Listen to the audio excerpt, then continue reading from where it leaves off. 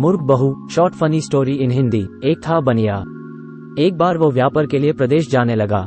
जाते जाते अपनी बहू को बुलाकर उसने कहा, मैं प्रदेश जा रहा हूँ, तुम अच्छी तरह रहना, बच्चों को भी संभालना और अपनी सास का भी अपने बच्चों की तरह देखभाल करना। याद रखना, माँ से कोई काम मत करवाना। बहू ने बोला, ठीक है, मैं आपकी बात समझ गई, मैं वैसा ही करूंगी जैसा आपने बोला है, आप आराम से जाइए। बहू ने बात ध्यान में रखी। बनिया तो चला गया। बहू ने दूसरे ही दिन मां जी से कह दिया, मां जी, आपके बेटे मुझसे कह गए हैं कि मां को अपने बच्चों की तरह संभालना और उनको कोई काम मत करने देना। अब आप घर का कोई काम मत कीजिए, आप तो इन बच्चों के साथ खेलिए, खाए और मौज करिए। मां जी गहरे सोच में पड़ गई, फिर बोली, बहू ठीक है, अब मैं ऐसा ही करूंगी। कुछ दिनों के बाद बहू ने अपनी बेटी के कान छिदवाए। उस समय बहू को अपने पति की यह बात याद आई कि मां को बच्चों की तरह ही संभालना है, इसीलिए बहू ने मां जी के कान छिदवाने की बात सोची। उसने मां जी से कहा, मां जी चलिए, आपके कान छिदवाने हैं। सुनकर मां जी घबरा उठी। उन्होंने बहू से कहा, बहू, मुझे अपने कान नहीं छिदवाने हैं, क्या अब अपने इस बुढ़ापे में मैं कान छिदवाऊं? बहू बोली, जी नहीं मां जी, आपको तो ये करना ही होगा। मैं नहीं चाहती कि आपका बेटा मुझे कुछ कहे, इसलिए आपको मैं अच्छी से देखभाल करूंगी। मेरी दोनों आंखें बराबर है, जैसी लड़की है वैसी ही आप भी है।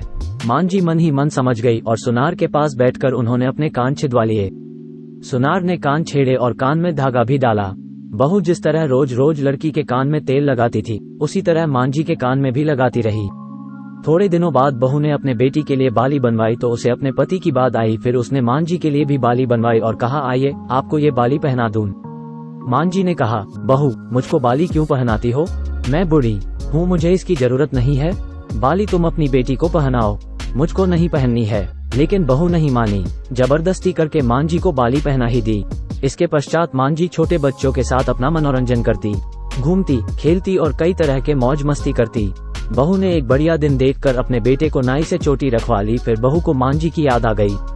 मां जी बच्चों के साथ खेल रही थी, उन्हें वहां से बुलवा लिया और कहा, मां जी आइए, नाई के सामने बैठिए, अपने लड़के की तरह मुझे आपके सिर पर भो चोटी रखवानी है। जब गोविंद ने चोटी रखवाई है तो आपके क्यों न रखवाऊं, इसलिए आप जल्दी आइए। मां जी ने बहू को बहुत समझाया, पर बहू टस से मज न हुई। आखिर मां जी नाई के सामने बैठी और उन्होंने अपने सिर पर चोटी रखवाई।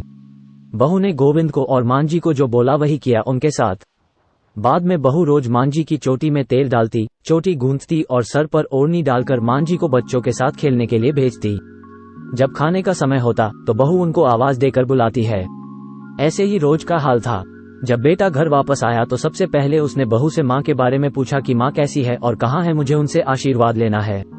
बहू ने बताया, मां जी तो बच्चों के साथ खेल रही है, यही कहीं होगी, आ जाएंगी। बेटे ने पूछा, क्या कहते हो, माँ गली में खेलने गई है? गली में तो बच्चे खेलते हैं, क्या बुद्धि माँ कहीं खेलने जाती है? बहू ने कहा, मैं तो माँ को खेलने भेजती हूँ, अपने कहा नहीं था कि माँ को बच्चों की तरह रखना। मैंने तो लड़की की तरह ही माँ के भी कान बिंधवाए हैं और कानों में बालियां पहनाई है।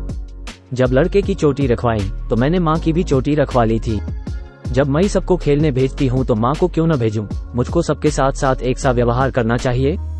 पति समझ गया कि उसकी मूर्ख स्त्री की अकल का दिवाला निकल गया है। बाद में पति के कहने पर बहू ने मां को पुकारा। मां जी गली में से खेलती खेलती आई और अपने बेटे को देखकर उसकी आंखों में आंसू छलछला आए। मां की हालत देखकर बेटा भी दुखी हो उठा। बहू की मूर्खता के लिए बेटे ने मां से माफी मांगी और बहू को बड़ी उल्टी सीधी सुनाई। आपको कहानी कैसी लगी कमेंट में बताना जरूर। इस चैनल पे पहली बार आए हो तो वीडियो को लाइक करके चैनल को सब्सक्राइब करना और बेल आइकॉन को प्रेस करके नोटिफिकेशन की घंटी दबा देना, जिससे सबसे पहले आपको नए वीडियो की नोटिफिकेशन मिल जाए। Thanks for watching.